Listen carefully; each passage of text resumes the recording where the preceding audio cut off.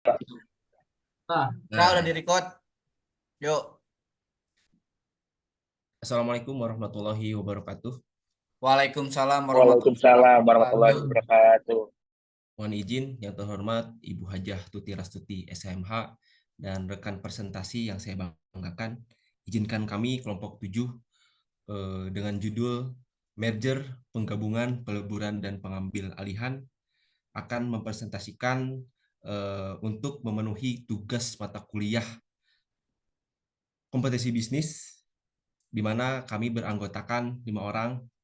Saya sendiri Zaidan Najib Ashihab NPM 211000111 dan ada rekan saya Muhammad Zajab Pramudita NPM 211000118, Rapli Febriansah NPM 2110080, Febrian Duta Pratama 211093 dan Ardi Wijaya Al Mukaromah 211098. Mungkin untuk mempersingkat waktu, izinkan kami untuk langsung kepada materi. Materi pertama dipersilakan untuk mempresentasikan. Terima kasih. Baik, kepada materi yang pertama yaitu definisi merger.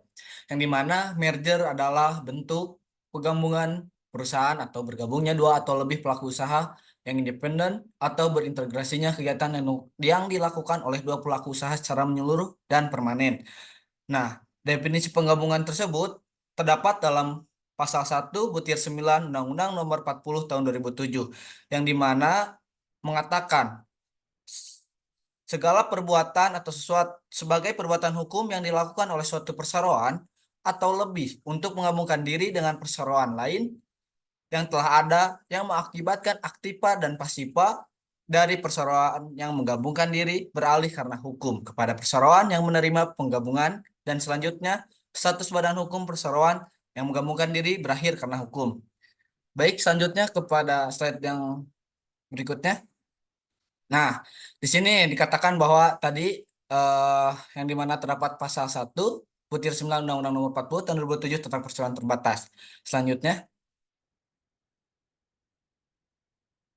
Nah, di sini adapun definisi peleburan terdapat dalam pasal 1 angka 10 Undang-Undang Nomor 40 Tahun 2007 dinyatakan sebagai perbuatan hukum yang dilakukan oleh dua perseroan atau lebih untuk meleburkan diri dengan cara mendirikan suatu perseroan baru yang karena hukum memperoleh aktiva dan pasifa dari perseroan yang meleburkan diri dan status badan hukum perseroan yang meleburkan diri eh, ber meleburkan diri berakhir karena hukum. Selanjutnya,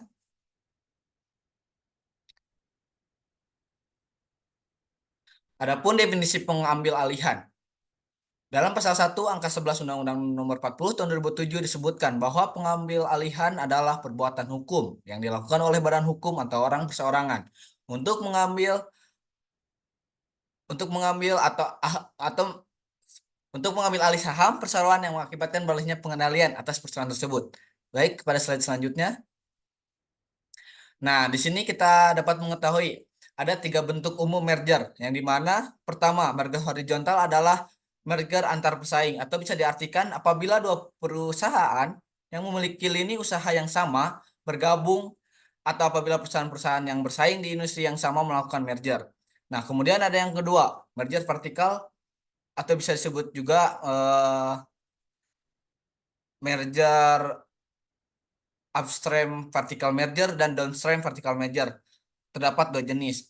Dan istilahnya merger vertikal adalah merger antara dua perusahaan yang tidak saling bersaing hanya dalam rantai pasok yang sama. Kemudian ada merger yang ketiga, yaitu merger konglomerat. Adalah apabila dua perusahaan yang tidak memiliki lini usaha yang sama bergabung. Nah, kemudian akibatnya dari berkurangnya jumlah pesaing dalam pasar serta semakin kuatnya posisi dominan perusahaan, hasil merger di dalam pasar, maka potensi terjadinya hambatan masuk pasar atau disebut dengan entry barrier bagi pelaku usaha baru akan semakin besar. Selanjutnya, kemudian terdapat juga motivasi merger, bahwa merger dapat berdampak positif dalam bentuk efisiensi dan penurunan biaya, namun pada saat yang bersamaan juga dapat meningkatkan market power. Tujuan dari kebijakan merger adalah memastikan bahwa keuntungan efisiensi yang dihasilkan merger lebih tinggi daripada peningkatan market power-nya. Kemudian pada slide selanjutnya. Nah, Mengapa kita perlu adanya pengaturan merger? Nah, pengaturan merger di dalam peraturan perundang-undangan merupakan suatu bentuk pencegahan dan atau penanggulangan kegiatan merger yang dapat mengurangi persaingan. Merger juga sangat erat kaitannya dengan potensi terjadinya praktik monopoli dan atau persaingan usaha tidak sehat. Persaingan usaha tidak sehat. Kemudian eh, terdapatnya larangan-larangan praktik monopoli dan persaingan usaha tidak sehat yang diakibatkan oleh perjanjian maupun kegiatan yang diatur dalam Undang-Undang Nomor 5 Tahun 1999 akan mudah untuk disimpangi melalui merger. Kemudian selanjutnya, nah, akibat dari merger tersebut yang paling utama adalah menyebabkan berpindahnya kepemilikan dan kendali terhadap aset perusahaan. Kemudian termasuk aset fisik dan integralitas aset, misalnya reputasi perusahaan, reputasi produk. Tujuan daripada merger control adalah untuk mencegah efek anti persaingan dengan mengenakan hukum yang wajar dan sesuai, termasuk ketentuan larangan apabila diperlukan. Pada slide selanjutnya. Kemudian tujuan tujuan yang kedua adalah untuk mencegah efek anti persaingan dengan menekan hukum yang wajar dan sesuai termasuk ketentuan larangan apabila diperlukan. Selanjutnya,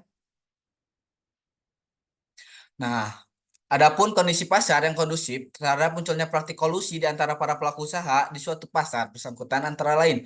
Yang pertama, karakteristik produk atau perusahaan yang homogen. Yang kedua, adanya order yang relatif kecil, permintaan yang stabil, dan kondisi biaya. Ketiga, adanya praktik industrial. Keempat, adanya sejarah tentang adanya kolusi di masa lalu. Yang kelima, kekuatan pembelian. Yang keenam, kontrak dengan multi pasar. Tujuh, hambatan masuk pasar atau barrier to entry. Terima kasih. Baik, baik di bagian sekarang termasuk ataupun materi yang perlu diakomodir dalam sistem. Komisi Pengawasan Persaingan Usaha atau KPPU mengawasi pelaku usaha dalam menjalankan kegiatan usaha agar tidak ada praktik monopoli dan atau persaingan usaha tidak sehat. Suatu hal yang masuk akal apabila pemerintah turut serta masuk kategori merger atau substansi, seperti apakah yang boleh dilakukan dengan perhitungan ekonomis tertentu yang menjadi landasan pemikirannya. Dengan memasuki kategori merger, di dalam ketentuan akan mempermudah peran KPPU dalam menilai boleh atau tidaknya suatu transaksi merger dilakukan. Maka, KPPU hanya harus melakukan perhitungan ekonomi saja dalam pengadilannya, tanpa harus meneliti aspek legalitas transaksi merger yang bersangkutan. Selanjutnya,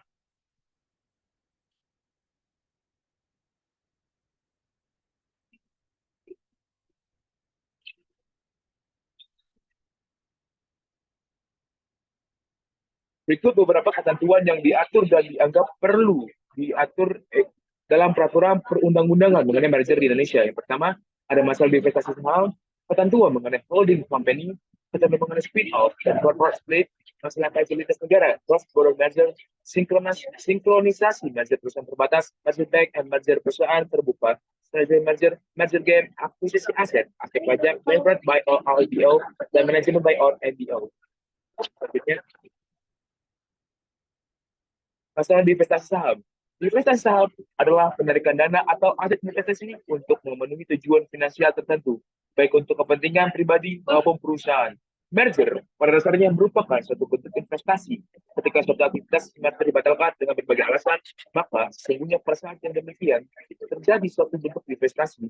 Ketentuan mengenai hal ini harus diatur dalam satu peraturan perundang-undangan, sebab berpotensi merugikan salah satu pihak yang melakukan merger.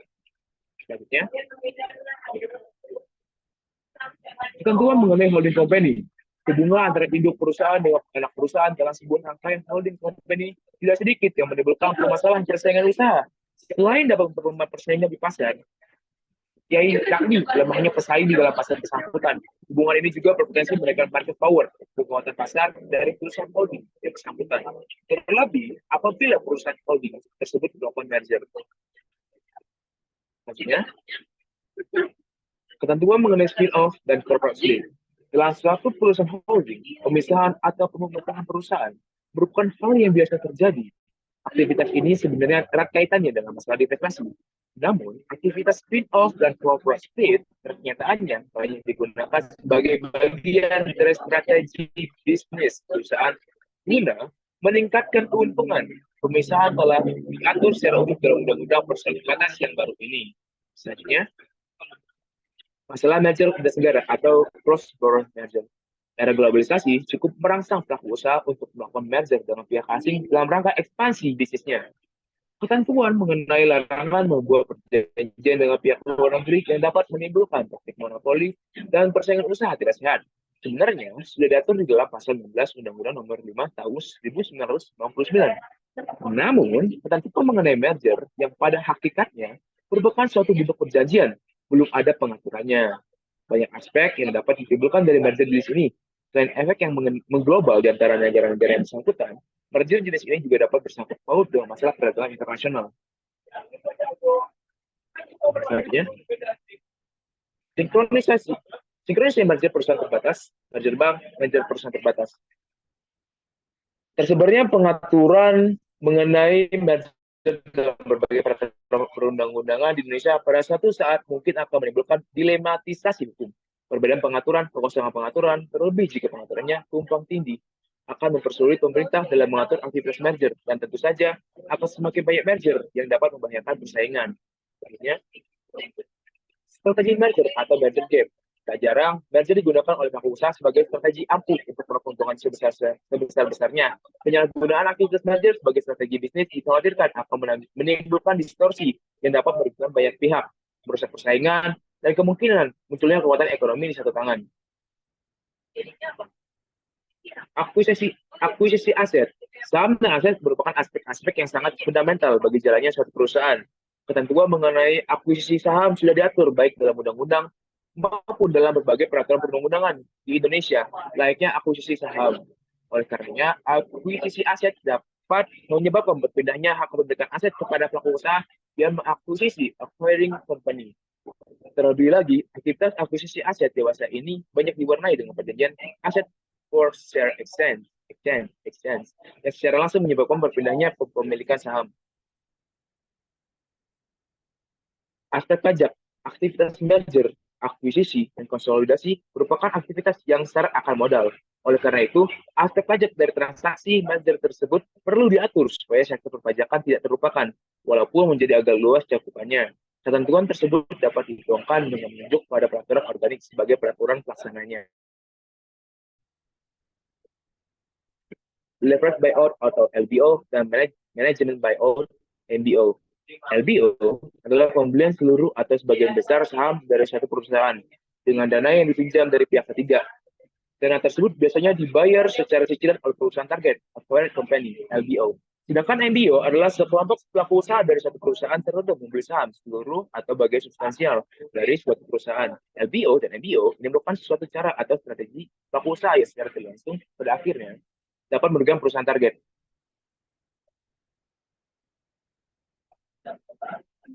Baik, selanjutnya ada tes substansi.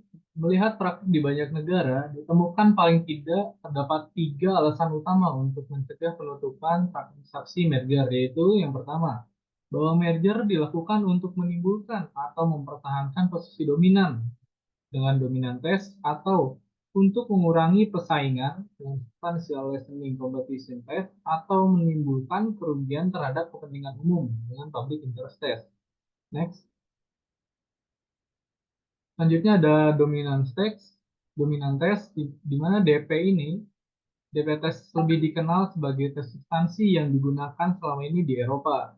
Standar ini pada intinya mengatakan bahwa transaksi merger harus dicegah if it is likely to create or strengthening dominant position of the merging firm, yang artinya jika kemungkinan besar akan menciptakan atau memperkuat posisi dominan dari perusahaan yang menggabungkan diri. Beberapa kriteria yang harus dianalisa untuk menentukan ada atau tidaknya posisi dominan. Kriteria yang pertama adalah pangsa pasar perseroan hasil merger sangat besar atau paramount, sehingga dalam pasar bersangkutan tidak terdapat pesaing atau pesaing yang berarti. Ukuran untuk menentukan adanya posisi dominan berbeda-beda antara satu negara dengan negara yang lain. Di Jerman misalnya dikatakan mempunyai posisi dominan di pasar apabila satu perseroan selama beberapa tahun menguasai sepertiga pasar atau lebih. Kemudian posisi dominan juga dapat dilihat dari aspek lain, misalnya kekuatan finansial, aspek terhadap supply dan pasar penjualan, serta hubungan dengan persoalan terkait. Selanjutnya, selain berdasarkan pangsa pasar, juga perlu dinilai sejauh mana perseroan hasil merger mempunyai kemampuan untuk mendapatkan keuntungan dengan cara menaikkan harga jauh di atas harga kompetitif atau mengurangi jumlah penjualan. Apabila struktur di oligopolistik, maka dikatakan menguasai pasar secara dominan apabila 2 atau 3 perseroan menguasai 50% atau lebih, atau 4 atau 5 perseroan menguasai pasar 75% atau lebih. Juga perlu dinilai sejauh mana perseroan yang tidak digabung dalam transisi merger tidak mempunyai pilihan lain kecuali menyesuaikan kebijakannya dengan kebijakan perseroan yang merger. Next. Kemudian rezim kontrol merger Uni Eropa kemudian mengalami perubahan pada bulan Mei 2004 dengan diamandemennya European Merger Control Regulation atau ECMR dan dikeluarkannya horizontal merger guidelines atau HMG yang baru dalam pasal 2 ayat 3 ECMR nomor 139 tahun 2004 ditetapkan bahwa a concentration which would significantly impede effective competition in the common market or in a substantial part of it, in particular as a result of the creation or strengthening of a dominant position shall be declared incompatible with the common market. Artinya suatu konsentrasi yang secara signifikan akan menghambat persaingan yang efektif di pasar bersama atau di sebagian pasar besar bersama, khususnya sebagai akibat dari penciptaan atau penguatan posisi dominan akan dinyatakan tidak sesuai dengan pasar bersama. Sebelum diamandemen, pasal ini menjadi dasar bagi pelanggaran merger yang menciptakan atau menguatkan posisi dominan. Kini posisi dominan bukanlah harga mati, dalam arti jika merger tersebut merintangi persaingan tanpa menciptakan atau menguatkan posisi dominan, maka merger tersebut akan tetap akan dilarang.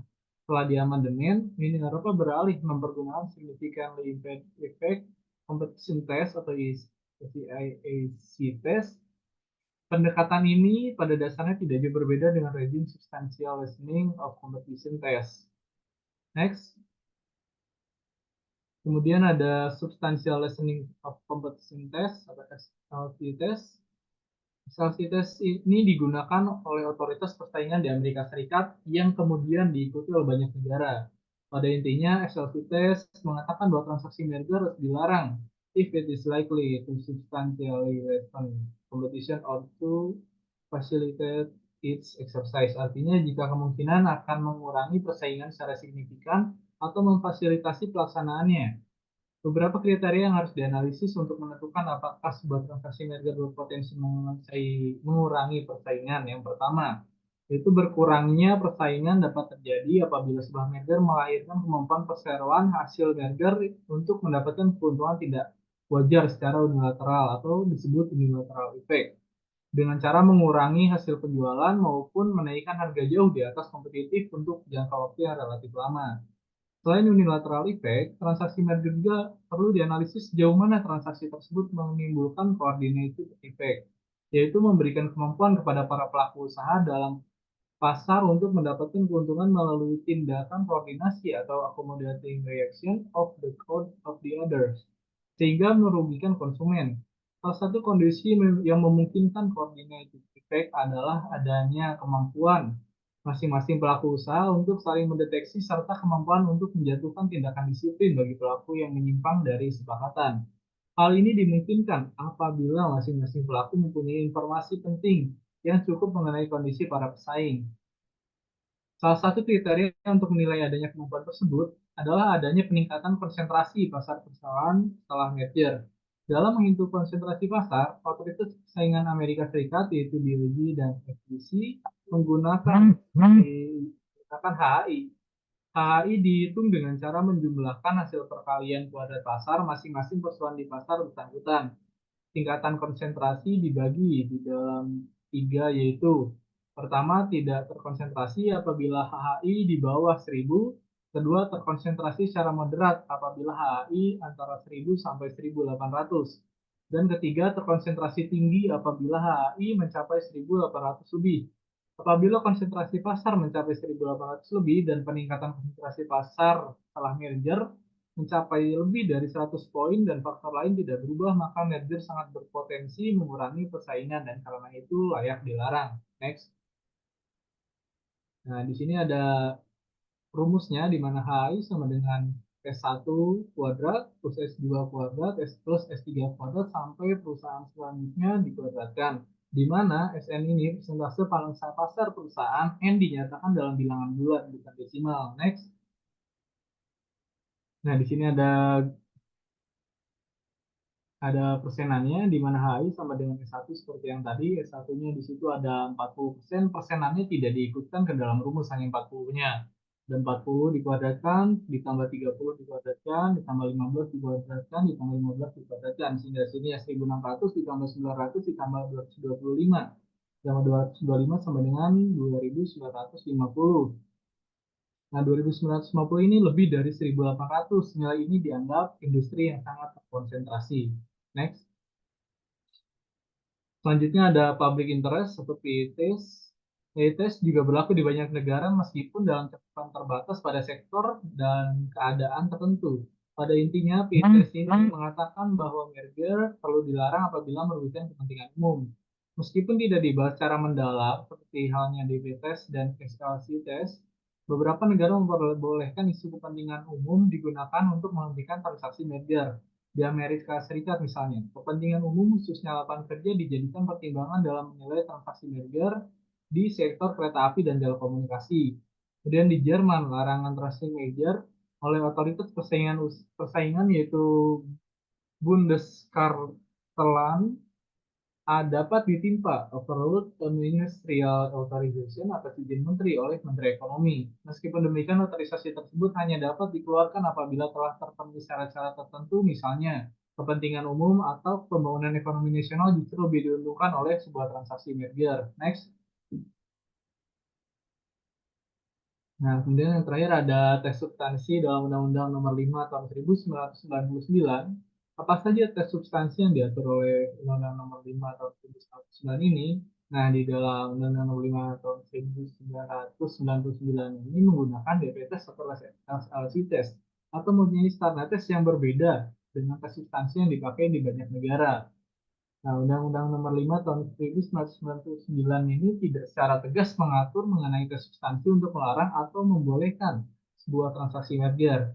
Undang-Undang Nomor 5 Tahun 1999 ini menentukan bahwa sama apabila dapat menimbulkan praktik monopoli dan atau persaingan usaha yang tidak sehat, maka transaksi merger harus dilarang bahkan dibatalkan oleh KPPU. Sementara itu di Undang-Undang Nomor 40 Tahun 2007 menentukan bahwa merger harus dicegah apabila transaksi tersebut memungkinkan terjadi monopoli atau monopsoni.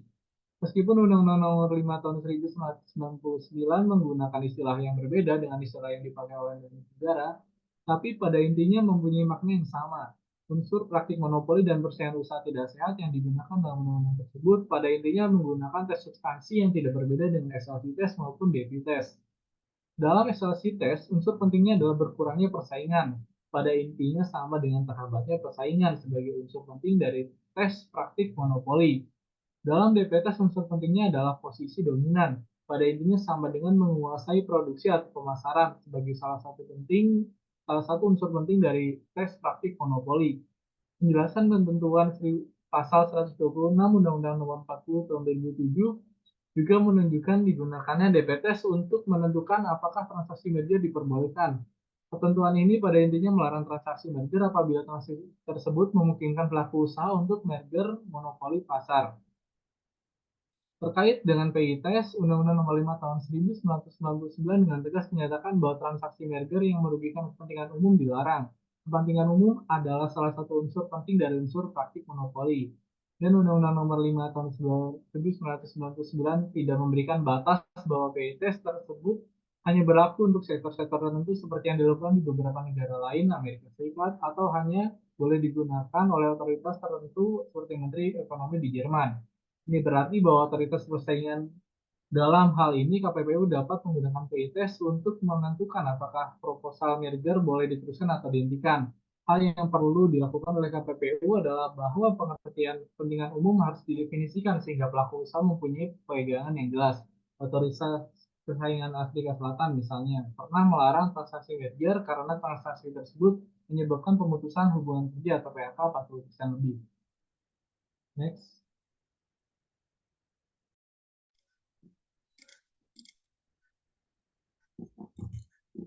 Selanjutnya itu metode penghitungan konsentrasi. Pada kompetisi bisnis adalah cara untuk mengukur tingkat dominasi beberapa perusahaan di pasar tertentu. Konsentrasi pasar yang tinggi menunjukkan bahwa beberapa perusahaan besar menguasai sebagian besar pangsa pasar, sehingga dapat memiliki pengaruh yang signifikan terhadap harga, produk, dan layanan konsumen yang ditawarkan kepada konsumen.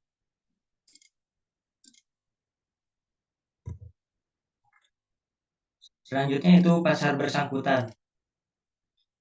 Pasar bersangkutan yang berkaitan dengan jangkauan daerah pemasaran tertentu di dalam hukum persaingan dikenal dengan pasar geografis. Sedangkan barang yang atau jasa yang sama atau sejenis atau substitusi dari barang yang atau jasa tersebut dikenal sebagai produk. Karena itu analisis mengenai pasar yang bersangkutan dilakukan melalui analisis pasar produk dan pasar produk geografis. Analisis pasar produk pada intinya bertujuan untuk menentukan jenis barang atau jenis jasa yang sejenis atau yang tidak sejenis, tetapi merupakan substitusinya yang saling bersaing atau yang sama.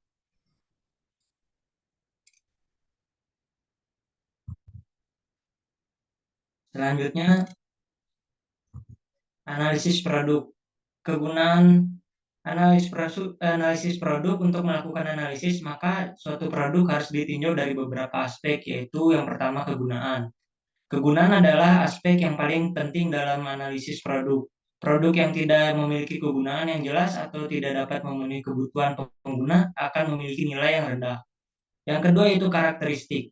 Karakteristik produk adalah aspek yang berkaitan dengan kualitas dan desain produk. Produk dengan karakteristik yang baik atau akan lebih tahan lama, aman, dan mudah digunakan. Yang ketiga yaitu harga. Harga adalah aspek yang paling penting dalam analisis produk, tetapi tidak selalu menjadi faktor penentu. Produk dengan harga tinggi tidak selalu lebih baik daripada produk dengan harga yang lebih rendah.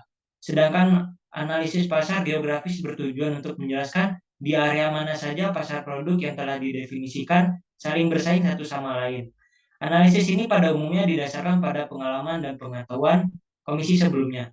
Regulasi yang berlaku, data sekunder yang tersedia, keterangan dari asosiasi pelaku usaha, konsumen, dan atau proksi konsumen. Guna menambah keyakinan komisi terhadap akurasi hasil analisis terhadap pasar bersangkutan, otoritas pengawas persaingan usaha dapat melakukan serangkaian survei.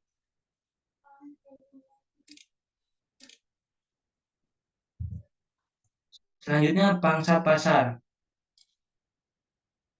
Pangsa pasar merupakan indikator awal bagi otoritas pengawas yang persaingan usaha untuk menyimpulkan perlu atau tidaknya penilaian secara menyeluruh terhadap suatu merger.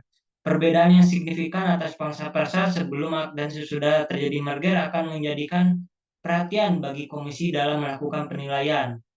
Merger dari dua atau lebih pelaku usaha yang menghasilkan pangsa pasar yang tinggi umumnya akan mengundang permasalahan persaingan usaha, dan sebaliknya jarang terjadi permasalahan persaingan usaha dalam merger yang tidak memiliki pangsa pasar signifikan. Secara umum, terdapat dua cara untuk menilai suatu konsentrasi pasar, yaitu menghitung konsentrasi rasio atau CRN atau dengan menggunakan HAI.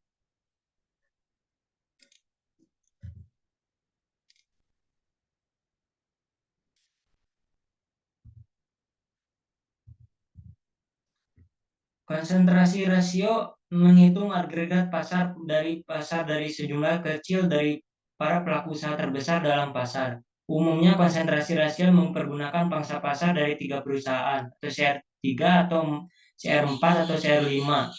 Sebagai suatu misal, rasio konsentrasi dari 3 perusahaan terbesar yang memiliki masing-masing 15% pangsa pasar akan menghasilkan CR3 sebesar 45%.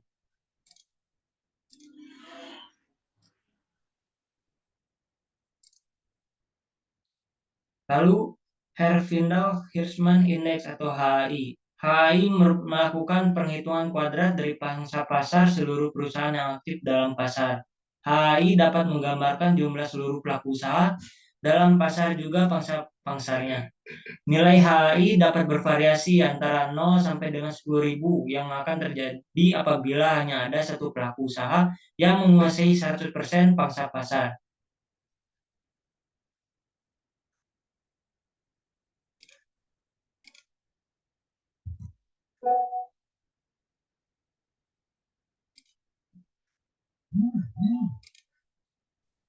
Peraturan merger dalam Peraturan Perundang-undangan Indonesia, ketentuan mengenai merger telah diatur dalam Undang-Undang Nomor 1 Tahun 1995 tentang perseroan terbatas. Dalam pasal 102 sampai dengan pasal 109, ketentuan pasal-pasal merger tersebut kemudian dituangkan dalam Peraturan Pemerintah Nomor 27 Tahun 1998 tentang tata cara penggabungan, peleburan dan pengambilan perseroan terbatas. PP nomor 27 tahun 1998 ini berisi tentang hal-hal yang bersifat teknis dan prosedural dalam aktivitas ini merger. Ketentuan mengenai merger berlaku secara umum bagi seluruh pelaku usaha yang membentuk perseroan terbatas. Oleh karena itu, ketentuan merger ini memiliki cakupan yang sangat luas. Bahkan dalam kasus-kasus tertentu, merger merupakan strategi nasional untuk menciptakan daya saing di tingkat internasional. Bahkan merger dilakukan secara transnasional untuk tujuan tersebut. Baik.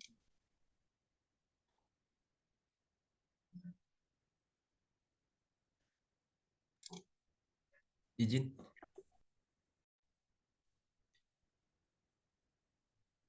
Rapli, ke perbedaan mungkin.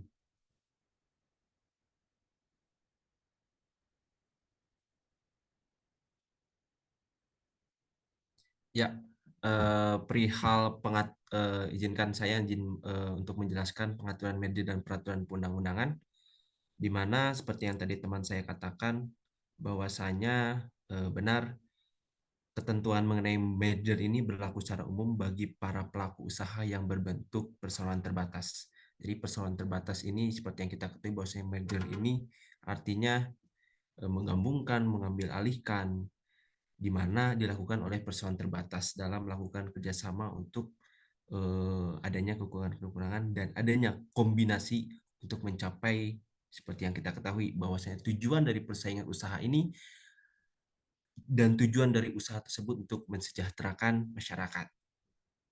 Dan di sini terdapat perbedaan dalam pengaturan merger dalam Undang-Undang Nomor 1 Tahun 95 dengan Undang-Undang Perseroan Terbatas yang baru, yaitu Nomor 40 Tahun 2007, di mana Undang-Undang Nomor 1 Tahun 95 ini hanya mengatur ketentuan mengenai merger saja, sedangkan Undang-Undang Nomor 40 Tahun 2007 memiliki cakupan yang lebih luas karena tidak hanya mengatur ketentuan mengenai merger, akan tetapi juga mengatur mengenai pemisahan perseroan. Sedangkan Undang-Undang Nomor 1 Tahun 1945 tidak mengenal ketentuan ini. Selanjutnya, Undang-Undang Nomor 1 Tahun 95 mengatur bahwa merger pun mengakibatkan perseroan yang menggabungkan atau meleburkan diri, berakhir karena hukum, dan merger dapat dilakukan tanpa mengadakan likuidasi terlebih dahulu. Mesti digarisbawahi. Ketentuan tersebut berdasarkan Undang-Undang 40 tahun 2007 dipersempit sehingga berakhirnya perseroan terjadi tanpa likuidasi terlebih dahulu. Tentunya seperti yang kita lihat adanya perubahan yang tadinya pada tahun 95 diatur tentang mengadakan likuidasi, tetapi adanya pembaruan pada tahun 2007 ternyata terjadi tanpa likuidasi terlebih dahulu. Selanjutnya Undang-Undang Nomor 40 tahun 2007 mensyaratkan kewajiban perseroan untuk mengumumkan rencana merger, konsolidasi, dan akuisisi kepada karyawan perseroan dalam bentuk tertulis dalam waktu 30 hari sebelum merger. Suatu hal yang belum diatur oleh hal ini suatu hal yang belum diatur oleh Undang-Undang Nomor 1 Tahun 1945. Nah, menelaah atas undang-undang baru nih, Undang-Undang Nomor 40 Tahun 2007 ini, tentunya kita dapat menelaah bahwa mengenai perseroan terbatas di Indonesia sudah semakin komprehensif. Walaupun khusus mengenai merger belum sepenuhnya sempurna. Karena aktivitas merger menyangkut dengan berbagai aspek yang sangat luas, dalam hal ini kaitannya dengan masalah persaingan usaha. Karena sebagaimana kita ketahui, kegiatan bisnis bergerak sangat cepat dan inovasi bisnis berkembang dengan sifat dan jumlah yang sangat bervariatif. Bahwasanya teknologi pun semakin berkembang dan tentunya persaingan usaha jangan luput dari teknologi tersebut. Maka dari itu di sini dikatakan bahwasanya kegiatan bisnis bergerak dengan cepat mengikuti perkembangan zaman. Dan selain apa yang tadi disebutkan bahwasanya dalam pengaturan merger ini tercantum juga dalam Undang-Undang Nomor 5 Tahun 99 berlaku efektif mulai 1 tahun kemudian. Nah, di mana dimaksudkan untuk menciptakan kesempatan yang sama bagi setiap warga negara untuk berpartisipasi dalam proses produksi dan pemasaran barang dan atau jasa. Nah, maksud dan tujuan dari Undang-Undang Undang-Undang Nomor 5 Tahun 99 ini dituangkan dalam pasal-pasal yang mengatur bentuk-bentuk perjanjian yang dilarang. Seperti pada pasal 28 yang berbunyi, ayat 1-nya pelaku usaha dilarang melakukan penggabungan atau peleburan badan usaha yang dapat mengakibatkan terjadinya praktik monopoli dan atau persaingan usaha tidak sehat. Ayat kedua, pelaku usaha dilarang melakukan pengambil alihan saham perusahaan lain apabila tindakan tersebut dapat mengakibatkan terjadinya praktik monopoli dan atau persaingan usaha tidak sehat. Dan ayat ketiga, ketentuan lebih lanjut mengenai penggabungan atau peleburan badan usaha yang dilarang sebagaimana dimaksud pada ayat 1 dan ketentuan mengenai pengambil alihan saham perusahaan sebagaimana dimaksud dalam ayat 2 diatur dalam peraturan pemerintah. Dan juga satu lagi dalam pasal 29 yang berbunyi penggabungan atau ayat 1-nya penggabungan atau peleburan badan usaha atau pengambil alihan saham sebagaimana dimaksud dalam pasal 28 yang berakibat nilai aset dan atau nilai penjualannya melebihi jumlah tentu wajib diberitahukan kepada komisi selambat-lambatnya 30 hari. Ayat keduanya ketentuan tentang penetapan nilai aset atau nilai penjualan serta tata cara pemberitahuan bagaimana dimaksud dalam ayat 1 diatur juga dalam peraturan pemerintah.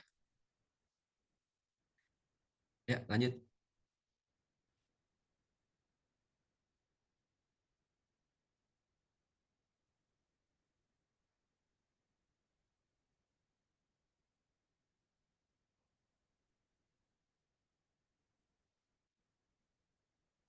Mohon maaf, enggak merubah. Nah, selanjutnya dampak merger terhadap persaingan. Ya, seperti yang disampaikan sebelumnya, bahwasanya kegiatan merger ini tentu dapat menjadi sebuah pro persaingan, namun juga dapat menjadi sebuah anti persaingan apabila tidak ada kontrol dari otoritas persaingan usaha. Makanya menghubungkan dengan yang tadi, bahwa dalam melakukan persaingan usaha ini tentunya harus ada pengaturan yang mengaturnya. Selain itu, seringkali juga timbul benturan antara kepentingan merger dengan alasan efisiensi dan permasalahan persaingan usaha. Nah, pelaku usaha akan selalu mempergunakan alasan efisiensi sebagai landasan merger dan otoritas persaingan usaha akan lebih melihat kepada permasalahan persaingan usahanya terlebih dahulu. Nah, selanjutnya pada praktiknya kegiatan merger banyak disalahgunakan oleh pelaku usaha yang bermaksud untuk mengekspansi pasarnya. Seringkali juga timbul benturan antara kepentingan merger dengan alasan efisiensi dan permasalahan persaingan usaha. Nah, seperti yang tadi saya sebutkan, di Uni Eropa beberapa dampak yang menjadi perhatian sebagai akibat dari suatu merger antara lain struktur pasar yang berdampak buruk, yang kedua ketakutan terhadap lahirnya bisnis raksasa, yang ketiga sektor sensitif yang dikuasai asing, dan yang keempat pengangguran. Nah, penguasaan pangsa pasar erat kaitannya dengan posisi dominan, teman-teman. Dalam ajaran Structure, Conduct, and Performance atau disingkat sebagai SCP, presentasi pangsa pasar menjadi patokan dalam penentuan posisi dominan suatu perusahaan. Selanjutnya, dikutip juga dari American Bar Association, memisahkan dampak penggabungan merger horizontal ke dalam dua kategori. Mungkin kedua kategori ini telah dijelaskan juga oleh Febrian, di mana yang pertama ada unilateral effect. Nah, merger yaitu merger menciptakan satu pelaku usaha tunggal yang memiliki kekuatan penuh atas pasar, memantapkan posisi satu pelaku usaha yang sebelumnya telah memiliki kekuatan atas pasar dan menghalangi para pelaku usaha baru untuk masuk pasar. Barriers to entry. Dan yang kedua, coordinate effect, yaitu merger ini memudahkan para pelaku usaha yang telah ada di dalam pasar untuk mengkoordinasikan perilaku para usaha tersebut sehingga mengurangi persaingan harga, kualitas, dan kuantitas. Nah, contohnya dampak merger ini adalah terciptanya kesepakatan eksplisit maupun implisit atas harga yang ditetapkan. Pembagian wilayah dalam menjual barang atau jasa. Dampak terkoordinasi ini sering terjadi dalam industri yang mempunyai ciri-ciri tertentu, yaitu produk yang homogen, penjualan dalam volume kecil, serta kesamaan dalam biaya produksi barang atau jasa.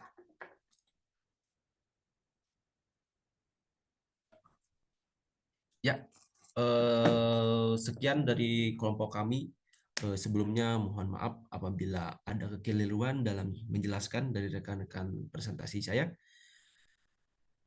Mohon untuk koreksi Ibu apabila ada kekurangan, dan mohon untuk penilaian yang bagus sesuai dengan apa yang kami jelaskan. Terima kasih. Wabillahi taufiq wal hidayah. Wassalamualaikum warahmatullahi wabarakatuh. Waalaikumsalam warahmatullahi wabarakatuh. Waalaikumsalam warahmatullahi wabarakatuh.